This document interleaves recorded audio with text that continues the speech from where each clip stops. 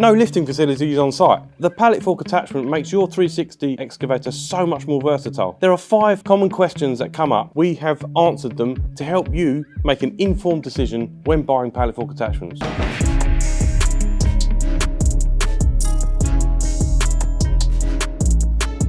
So the first question we get asked is, why would I use a set of pallet forks on a 360 as opposed to a telehandler? Nowadays, a 360 excavator is way more versatile than it ever used to be. You can get the tilt rotate hitch now, so you can spin on the spot. You've got way more versatile in reach. But some of the sites nowadays are quite small and compact, and you can't always get machines side by side. So why not utilize a 360 excavator? When you can put a set of pallet forks on it, then you don't need to hire or have the cost of a hire and an operator on a telehandler when you can do it all on one machine. And of course, another key benefit of using a 360 excavator is if you've got a really boggy site, it's not always easy maneuvering a telehandler, whereas a 360 you can just about put them anywhere. So the second question we get asked is, what is fixed and what is floating forks? At Rhinox we do floating forks. With floating forks it pivots at one point, so the forks are able to move as you try and locate what you're picking up. And also you've got the ability on the Rhinox forks for it to maneuver up and down, so it takes away the impact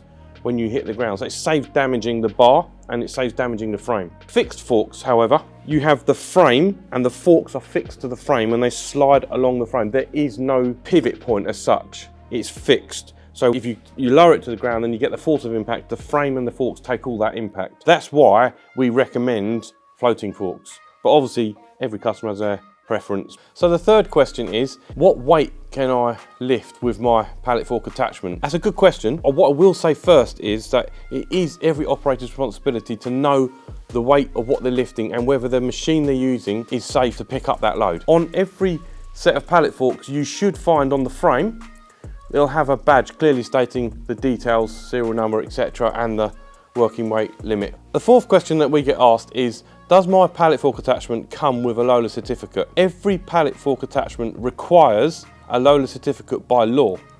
However, one thing I will point out, and it's worth bearing this in mind, is that if you buy a set of pallet forks from a resale, the Lola certificate would have been dated from the date of dispatch. So if it's been sitting in a yard or in a store for more than 6 months, the certificate will have expired. So you would then have to have it retested. But at Rhinox, we send out a certificate of conformity with every set of pallet forks that we sell, which has in it the Lola certificate. And because we're the manufacturer, the date is from the date of dispatch. So you get 6 months from date of dispatch. The fifth question we get asked is, will tracking my excavator across site cause excessive wear on the undercarriage? Obviously yes, if you're tracking the machine a lot more than you normally would, it will give extra wear to the undercarriage. Having said that though, if you notice that when you're using a Pallet Fork Attachment on an excavator, you're generally working within a set area. Obviously you are moving around a bit more, but then another thing you do have to remember is, does the cost of wear on your undercarriage offset against the cost of hiring an operator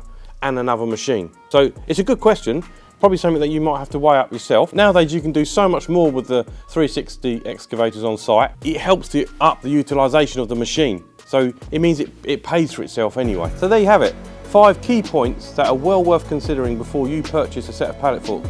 Hey, don't forget, subscribe to our YouTube channel. The reason why you would use, fell down the first hole. Lift safely.